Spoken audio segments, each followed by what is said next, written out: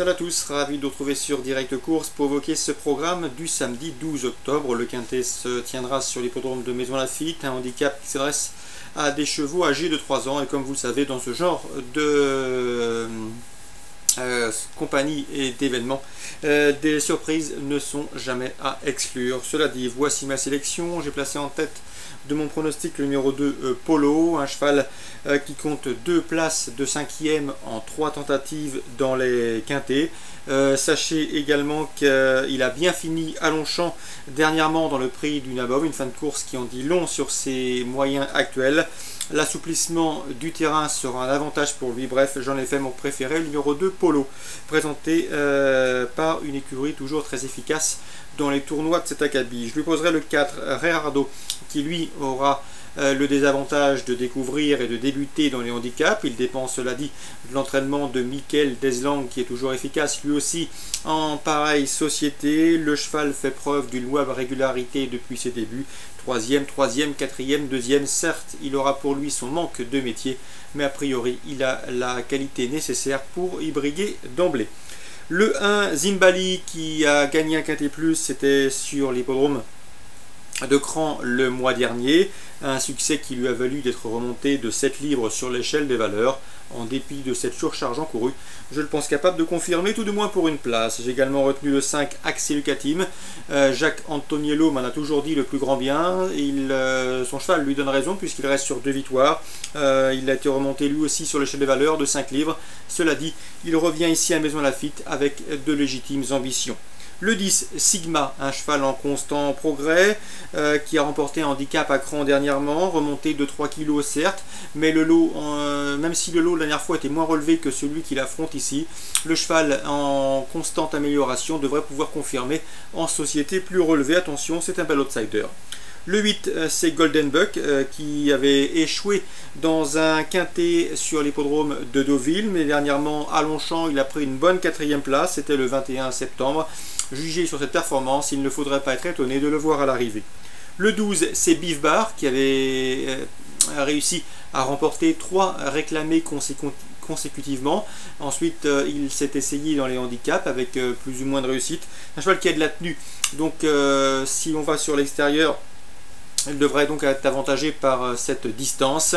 Sans en faire une toute première chance, je pense qu'il est compétitif pour l'obtention d'un accessite. J'ai également retenu le 6, Accent Français, un cheval qui a terminé 4e d'un quintet à Clairefontaine cet été, c'était au mois d'août. Preuve qu'il faut compter avec lui sur l'hippodrome de Clairefontaine, pardon, preuve qu'il faut compter avec lui dans les tournois de cette facture. Sachez que c'est un attentiste, si le rythme est soutenu, il devrait pouvoir placer sa pointe de vitesse et pourquoi pas venir grappiller un beau chèque. Résumé chiffré pour ce quintet du samedi 12 octobre. 2, 4, As, 5, 10, 8, 12 et 6. Je répète, 2, 4, As, 5, 10, 8, 12 et 6.